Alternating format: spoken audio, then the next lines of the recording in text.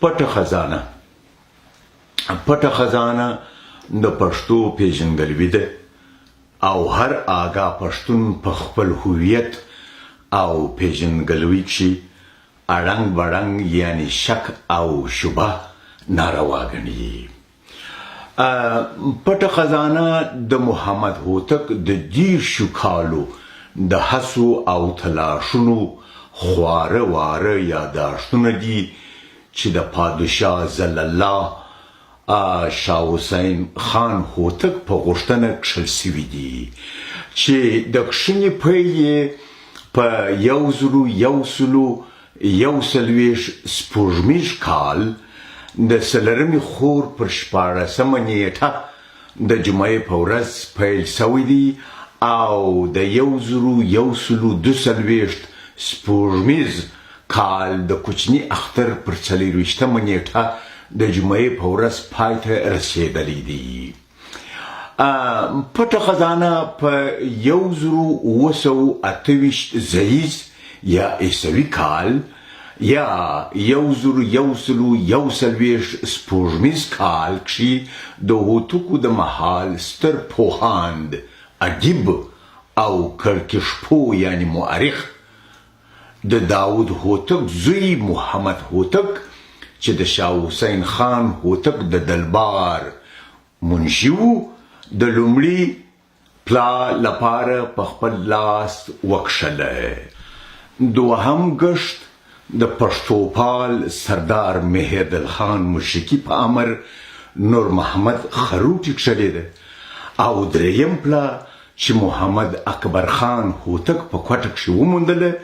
نو په کوټه کښې محمد عباس کاسي ته ورکړله او هغه د اکبر خان په غوښتنه او فرمایشت یو پیړۍ مخکې په نستعلیق وزمه نسخ لیک وکښله چې تر اوسه پورې یې همدا کاشه یعنی نسخه پیدا سوې ده چې عکسونه یې په 1350 زیږ کال په کابل کښې چاپ او خپاره شول چې اوس یې هم اصله کاشه یا نسخه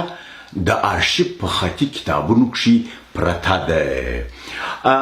پټه خزانه د پښتو ادبیاتو کړکیش یعنی تاریخ دی او د پښتنو د ریشیانو یعنی شاعرانو تذکیره ده چې لومړی پلا د علامه پوهان عبدالحی خان حبیبي په اهتمام کشف او په 1940 زیږ یعنی عیسوي کال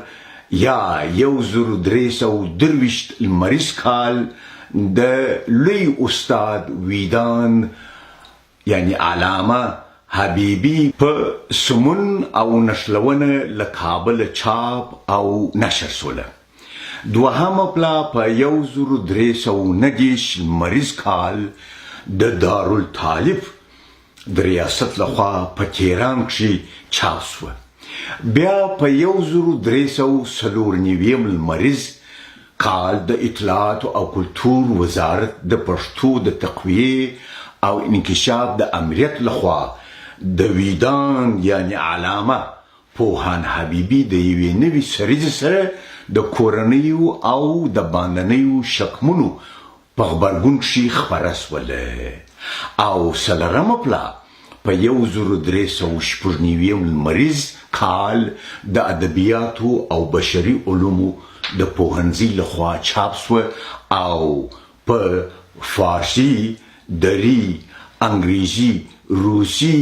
او جرمني ژبو هم ژباړل سوې او په وارو وارو چاپ سوې ده. پټه خزانه د پښتو ادب، ژبني هنر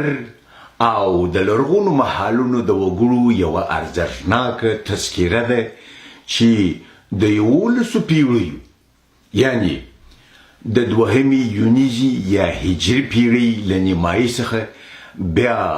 د شاه حسین هوتک تر مهاله پورې زمانه پکښې نغښتې ده او د 250 ریشیانو یعنی شاعرانو ژوند لیکونه یعنی سوانح پکښې راغلي دي چې د کړکېشونو یعنی تاریخي پیښو ترڅنګ د دین، مینې ویاړنې ویرنې صوفیتوب یعنی تصوف نغوژي نغوتي پندونه داستانونه لغازونه یعنی طنزونه نگاه پښتو ویونه رزمونه او تر ساقینامې پورې لرغوني مضمونونه لري. مارګنسټیني په اسلامي دایره المعارف کښې پټه خزانه منلې ده، خو یوازې یې د امیر کروړ د ویاړنې ژبه لږ څه نوې ګڼلې ده او بیا وایي چې پټه خزانه د پښتو ادب یوه خورا لرغونې خزانه ده چې هیڅ کوم شک پکښې نسته، او که څوک وایي چې پټه خزانه د حبیبي او محمد هوتک رایستنه ده نو دا به ډیره بېځایه خبره وي. پټې خزانې پښتو ژبه د امویانو تر مهاله پورې ورسوله. دا و د پټې خزانې لنډه څرګندونه او ډیره مننه.